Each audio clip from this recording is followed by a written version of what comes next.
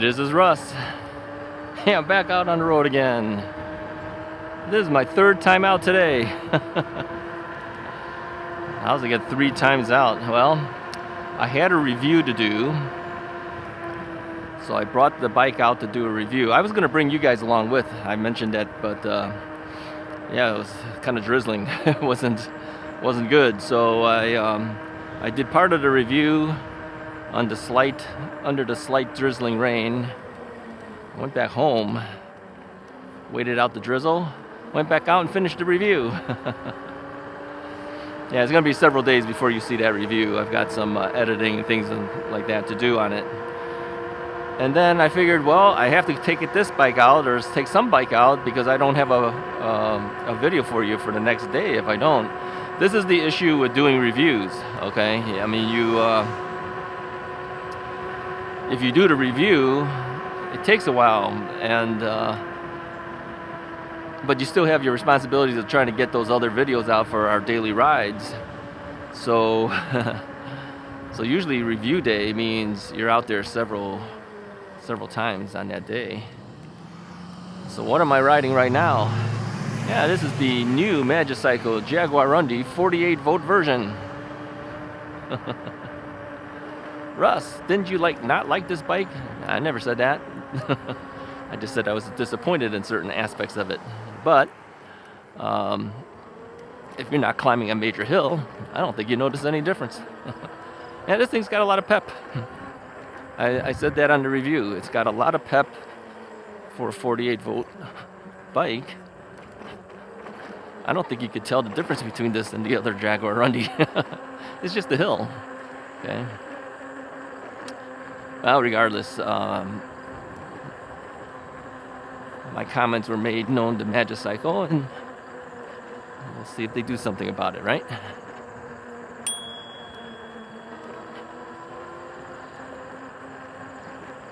I have a feeling they will do something about it. Yeah.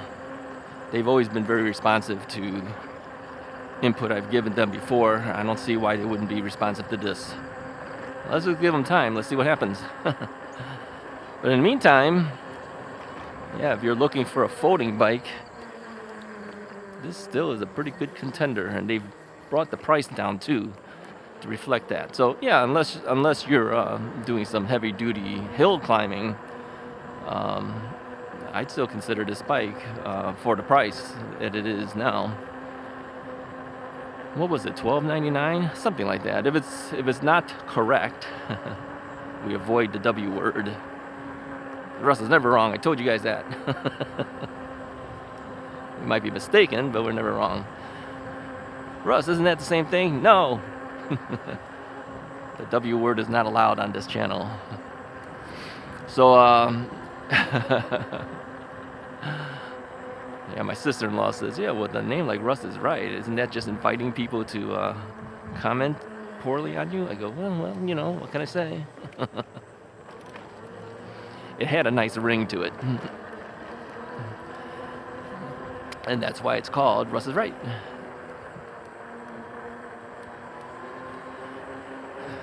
So, anyway, yeah, Mrs. Wright and daughter Wright both took Jaguarundis on the bike to drive. They had the 52-volt original Jaguarundis with them, and yeah, they did fine. I think if they took this one, it would be just as good. I mean, we didn't have any major hills really there. I mean, you have some inclines.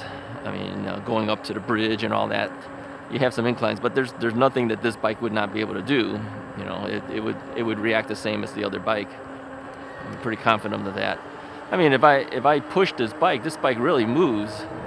I mean, it's it's got a lot of power to it.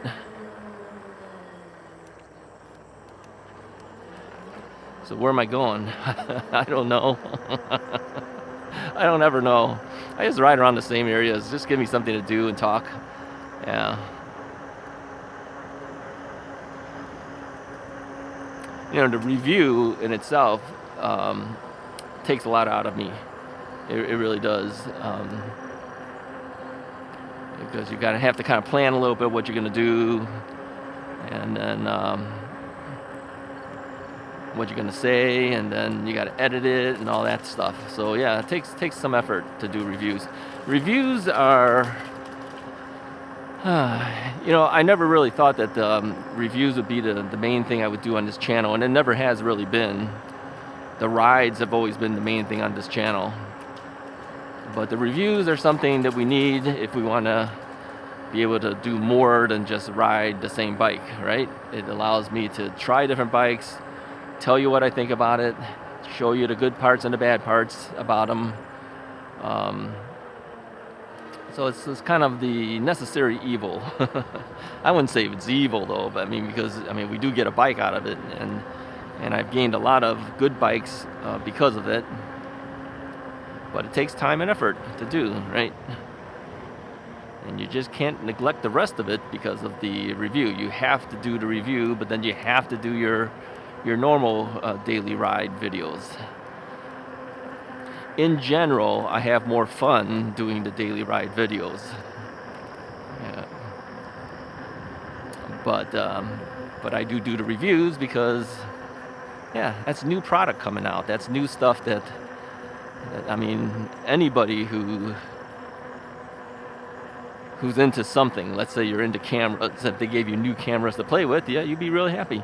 If you're into bikes, they gave you new bikes to play with, you'd be real happy. If you're into stereo equipment, they give you new equipment, you'd be really happy, right? So that's how it is. But it takes effort. Yeah, nobody said things were easy. You have to put your time and effort in order to get the things done correctly. So that's what we do. So what about this new Jaguarundi? Yeah, you cannot put the 52 volt battery in here. You have to use the 48 volt battery in this particular one, and you cannot put the 48 volt battery into the 52 either. So if you already have a Jaguarundi and you plan to get one of these 48s, just know that your batteries are not interchangeable. All right, let's turn here.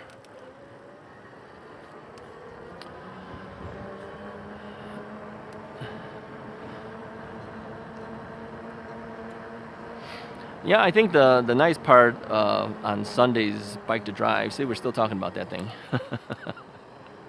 is it gave us something different to see, right? Yeah, wasn't that nice? Yeah, I had a lot of fun being able to see downtown Chicago a different way on Lakeshore Drive on a bike. I've been to downtown Chicago quite a few times because I used to shoot weddings as part of my profession, and people would hold their weddings downtown. I never really liked going downtown, let me say that. I don't like the traffic, I don't like having to pay for parking, and all that kind of stuff, the typical stuff that is downtown type stuff. For this particular ride, we had to park the car. I don't like paying for that parking. I have to search for how to get to that parking lot, and it was not a lot. It's underground, actually. The entrance to it, it was that fun is that part of it's a little stressful. But once you're actually doing the actual ride, then yeah, that's the fun part of it. And being able to see things differently. I'd never observed Lakeshore Drive that way before. When you're riding in a car, if you're driving in a car, you're more concerned with what the traffic's doing than looking around. But when you're on a bike, you could look all over the place. I think maybe this is why, one of the reasons why motorcyclists like riding motorcycles. It's that freedom of the feel that, you're out there in the world and you're turning your head, you're seeing everything, right? That's the fun of it all.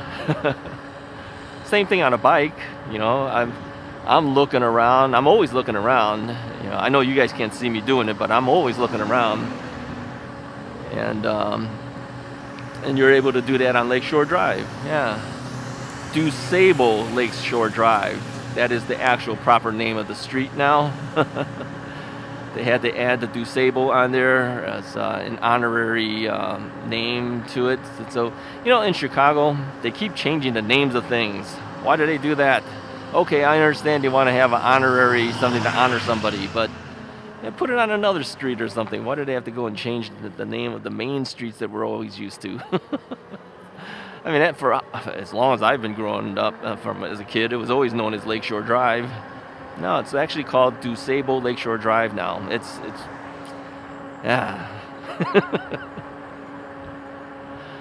That's not the only street that they've changed names on, okay? They've changed it on other stuff too.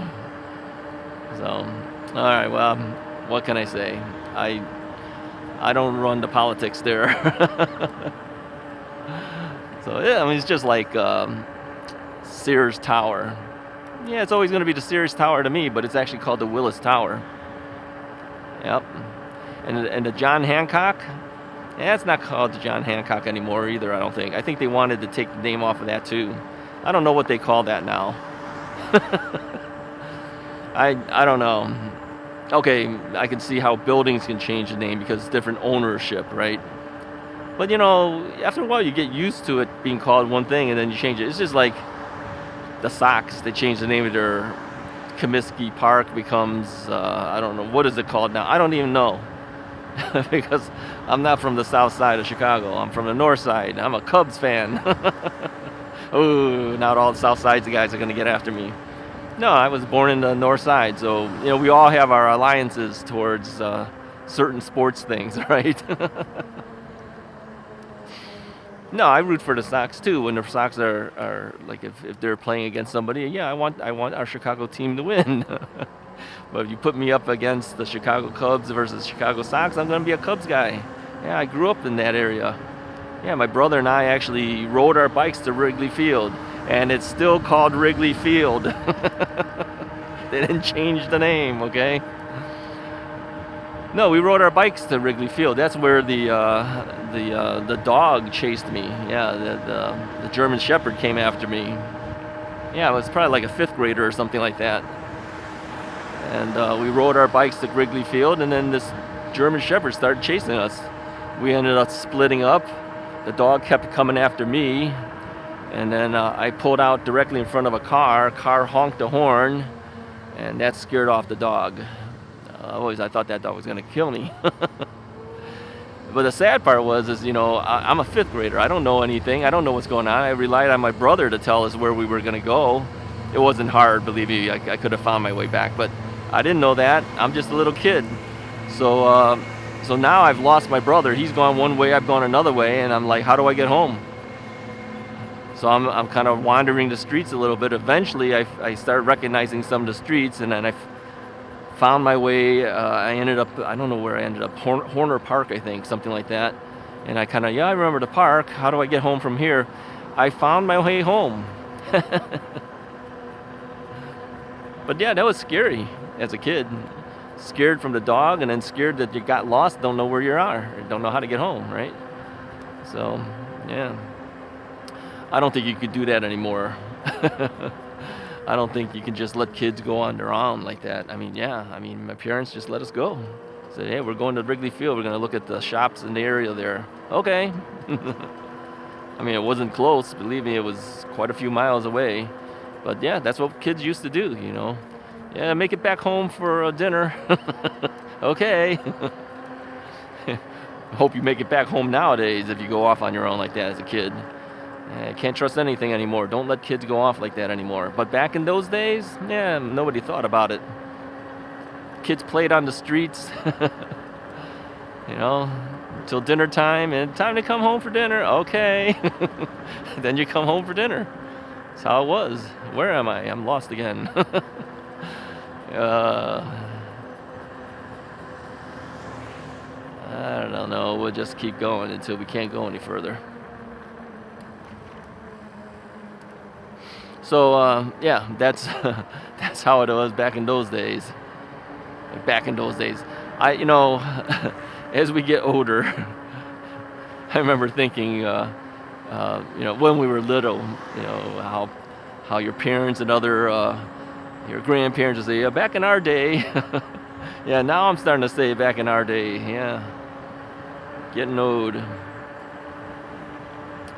Yeah, I got things to think about now. I've got the Medicare thing to think about. Yeah, I'm getting up to that age. Oh, all the mail is starting to come in too, by the way. Oh yeah, you need health insurance, you need this and that, you know, come with us and we'll steer you right. Sure you will. Yeah, all of the Medicare stuff starts coming in now.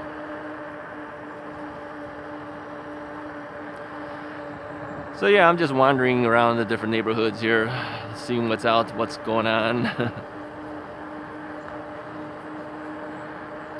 So how do I make a decision which bike I take? Well, sometimes the decision is based on whether a battery is charged or not. I knew this one was charged because I charged it up before I put it away, because I kind of knew that I would eventually take it back out again, and so I said, oh, I guess that one's charged, that's the one we're taking. The review bike battery was charged, I knew I was doing that, so that one was charged, so that's what I was taking. Yeah, a lot of it has to do with what's charged up and what's not charged up. If it's charged up, we're taking it. I think the idea that somebody said, you know, put a sticky note on the batteries as to the percentage of what's charged and what's not charged, that's probably a good idea. Yeah, because I can't keep track of what's charged and what's not charged. So I think I may have to start doing that. So thank you for that idea. You know, if you're not going to take a bike out for a while, and let's say you only rode it for like a quarter of the battery, yeah, you could just leave it. It's no real big deal. Charge it up just before you take it out for the next day. It's probably safer for your battery that way. If they're all sitting at 100%, it's actually not really as good for your battery. If you're not going to take it for a while, that is. All right, left, right, let's take a right. Uh-oh, school buses are out. School buses are out. We have to avoid the school buses here.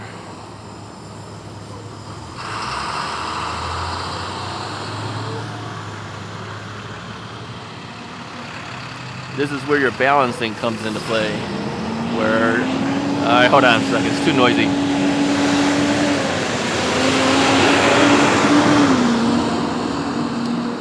That's where your balancing comes into play. Because if you can't balance, then you got to stop, right? Because you're going slow, and you don't want to hop off the bike because it's a stop. Then it's a balancing act. How long can you stay vertical without putting your feet down?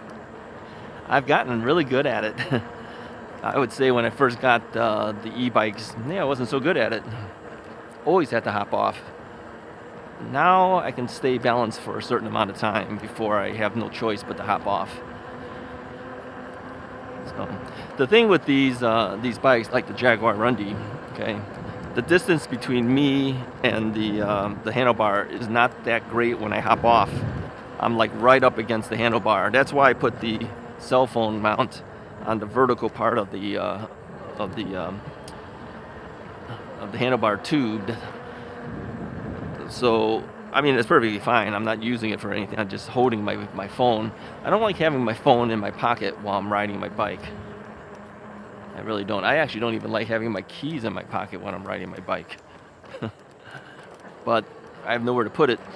You know, when I had the Rad Rover 5, I used to have a pannier in the back, and then I had stuff in the front and everything like that. I would take the keys out and everything and put it in the front basket, and the other things I have over there. I would put it there, but I didn't put the new basket on here yet. Magicycle sent me two more baskets because I had requested baskets because I didn't have one on. I think at that time it didn't have it on the Ocelot Pro, and I knew another bike was coming in, so I requested a couple of baskets. So they sent it. I totally forgot about that, and then it showed up. Showed up yesterday. I go, well, what is this? And I go, oh, the baskets. They even gave me tracking numbers, and I still didn't remember. So I was stealing baskets off of other bikes, other Magicycle bikes, and that's, you know, moving them around because I didn't have the basket on the Jaguarundi when we did the bike to drive for my daughter, and she wanted a basket, so I had to steal it off of the commuter bike, not the commuter, the cruiser bike, and so.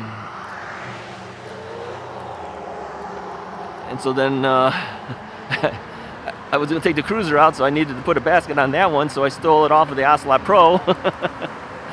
Yeah, we were doing moved the basket around all over the place. Different baskets from different bikes being shifted around. It was getting ridiculous.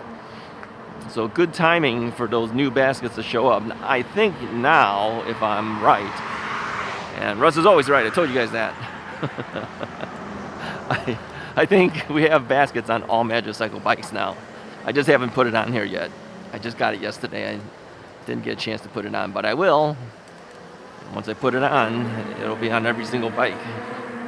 It's the way it should be. Yeah, I think for all review bikes, I'm gonna ask them when they ask me if I'm interested. I'm gonna say, "Do you have a basket for it?" Because I need the basket. It's where I keep my tools. I have no tools here again. I didn't put the basket on. Now, I could put it on the rear rack. You know, if you don't carry the second battery, you could put it on the rear rack. That's true. In fact, it probably should go on the rear rack because that tool bag is so heavy. I did promise one of you guys that I would show you the inside of my tool bag. Yeah, I still got to do that. I will do that soon, okay? So that you can see what do I carry, why is it so heavy? I'll show you why it's so heavy. I just don't have it here with me today. It would have been good to do it today, but I don't have it here with me, so oh well. Oh well.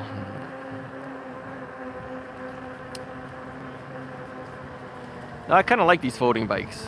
They're small, they're convenient. I don't ever fold them. I'm not kidding, I don't fold them. We only fold them to put it in the back of the SUV if we have to. Yeah, if we don't have to, we don't fold them. When I store them, I don't fold them.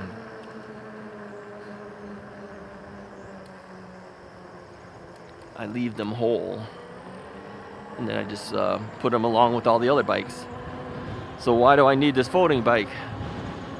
For when the times I need to fold it. But typically I don't usually fold it. Yeah, but I still like the small size. It's kind of small, easy, convenient, easy to move around. Not that easy, let me say that. They're heavy. They're heavy, so they're not as easy to move as people think. Maybe like 60 something pounds. I don't know how heavy these are. I have to check the specs again. Even if I knew what the specs was, I would have forgotten it anyway. You know how bad my memory is. I don't remember anything. I can barely remember anything that we just did. All right, so kids are back in school for the most part. In this area they are. And I think from other areas of the country, they're pretty much back in school. I think after Labor Day happens, this pretty much signals, you know, school's back in session again, right? Kids are back in school. So paths should be more open for me to do things. But it also means it's going to cool down. Like right now, I think we're like 66, 67 degrees out here today. So it's a little cooler. It's a welcome change considering how hot this summer has been. Man, I think they said this was the hottest summer in recorded history or something like that. So yeah, it's a welcome change. But eventually it's going to start getting cold out here. It's a little chilly right now. It's a little chilly right now, and I have my long sleeves on, but you know, the wind cuts right through this thing. This thing is more for UV protection against the sun. Yeah, let's go up this hill. All right, so we're gonna throttle up this hill right now, okay? So I'm not pedaling or anything. What are we doing? 9.6, 9.9, 10 point. This is a pretty big climb as well. 10.0, 10.5. So you see, it's not like it can't do it. It could do it.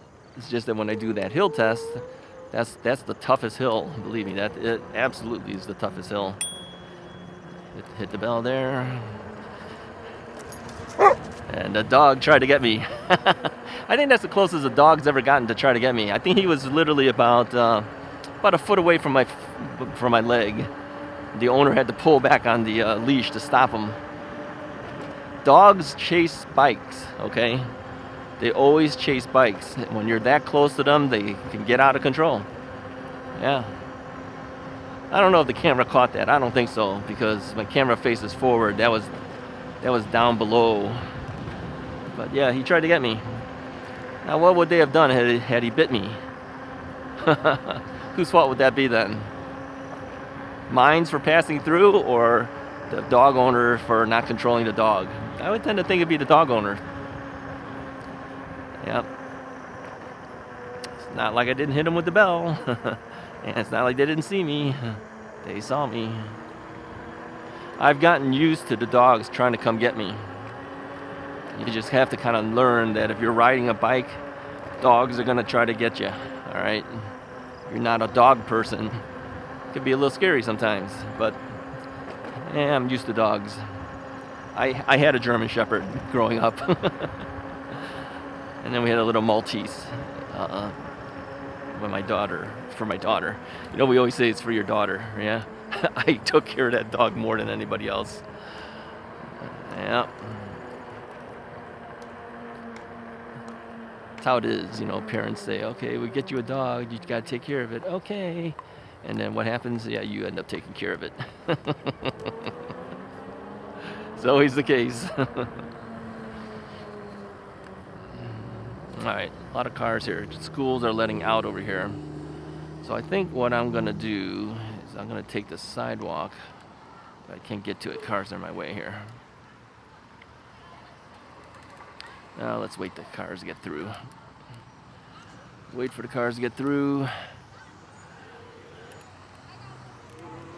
But I'm still gonna take the sidewalk. I think it'll be easier. I just need to get to that intersection there. So yeah, why jump on the street for this short little ride here? I gotta take a right here.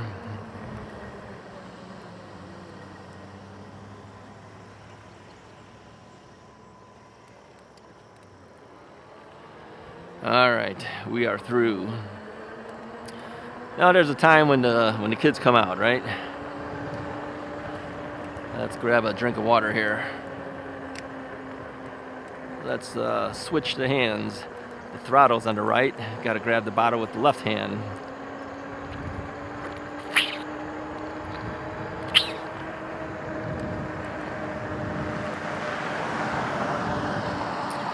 I did put a bottle holder down there. Let me show you.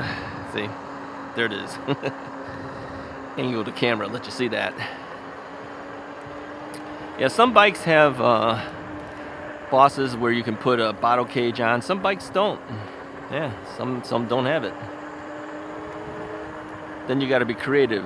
Usually what happens at that point is if I have a front basket, I will zip tie a bottle cage holder on the front basket.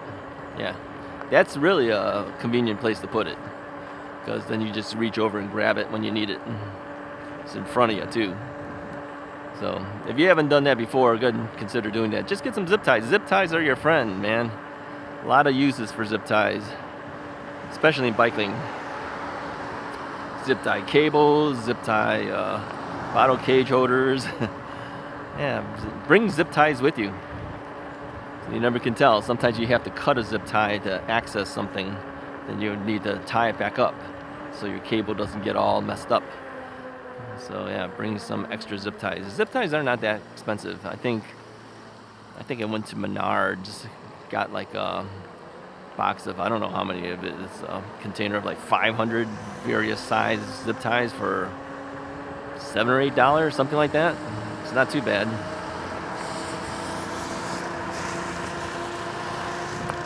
All right, anyway, I think we're good for today. What am I doing here? 23 miles an hour, roughly, 22.8. Hey, if you like the video, go ahead and hit the like button, hit the subscribe button. We'll have more rides coming up. Keep an eye open for that review. It'll be a couple days before I have it all finished up. And then I'll upload that review for you. You'll want to see this bike. It's a little bit different. I'll talk to you guys next time.